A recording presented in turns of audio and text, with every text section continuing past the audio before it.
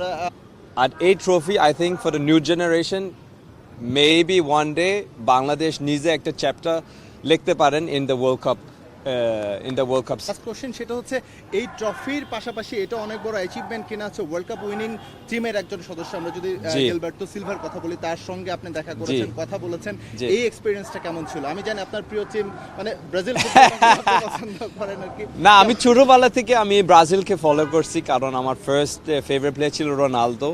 আর specially যেটা আমি জিলবার্টোর সামনে বলছি, মানে স্পেশালি দ্য টিম 2022 ওই টিমে জিলবার্টো ছিল।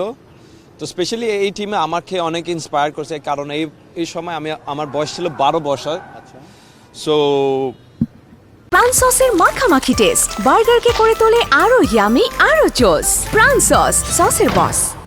এই টিমটা ছিল রোনালদো, রিভালদো, রোনালদিনহো, ইভেন জিলবার্টো ছিল। Saw him coming to Bangladesh of course এটা একটা এক্সট্রা মোটিভেশন।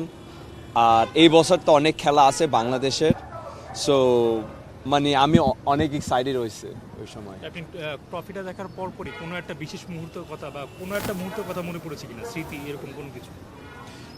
মুড বলবো মানে জাস্ট এক্সট্রা মোটিভেশন, এটা আমি বলতে চাই। কারণ এই ট্রফি দেখলে টিভির এক কথা আর সামনে দেখলে আরেক কথা।